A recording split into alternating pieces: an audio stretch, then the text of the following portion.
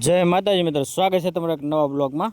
આજે એક નાની એવી વાંસળડીને કૂતરાએ બસકા ભરી લીધા અને કાનમાં ઈજા થઈ હતી એમને, તો અમે લોકો નીકળી ગયા, હું, પિયુષ અને કાનભાઈ ત્રણે એ વાંસળીની સારવાર કરવા માટે। તો હવે આપણે ત્યાં એ વાંસળી નજીક જઈએ છીએ। વાંસળી હાથમાં આવતી નથી ક્યારને, અહીંયા ખૂણામાં આવી ગઈ છે। હવે અમને નિરાતે પકડીએ અમને એમની સારવાર ચાલુ કરીએ। બંને બાજુ કાનમાં બસકા ભરેલા હતા।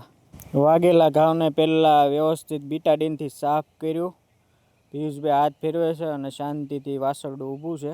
વાંસળી પણ શાંતિથી ઊભી છે, વ્યવસ્થિત સારવાર કરવા દે છે, વ્યવસ્થિત ઘાવ સાફ કર્યો છે। જુઓ તમે, આ કાનમાં મોટા મોટા શીરા પાડી દીધા, જુઓ તમે મિત્રો। 2 દિવસથી આ વાસરડી અહીંયા આટા મારતી હતી, આજે પકડાણી અને એમને સારવાર કરી। આ બીજા કાનમાં પણ તમે જોઈ શકો છો મિત્રો, કાનમાં દાંત બેસાડી દીધેલા છે ઉપર। તો એક સેવાનું કામ છે મિત્રો। આ પાછળ પણ જુઓ એમને બચકા ભરેલા છે।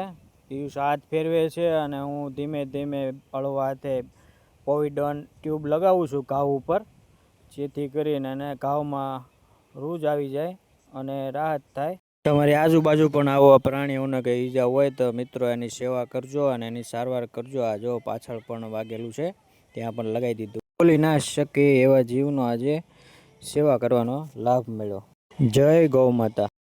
હવે ધીમે ધીમે વાંસડું ચાલવા માંડ્યું છે પાછળથી પેલા ભાઈ અમને રોજ 2-3 દિવસથી નીણ નાખે છે। આજની આ ટીમમાં છે કાનભાઈ અને પિયુષ, ગાય માતાની સેવામાં મદદ કરી છે। અમારું આ સેવાનું કામ સારું લાગ્યું તો મિત્રો લાઈક, કમેન્ટ, શેર અને ફોલો કરવાનું ભૂલતા નહીં મિત્ર।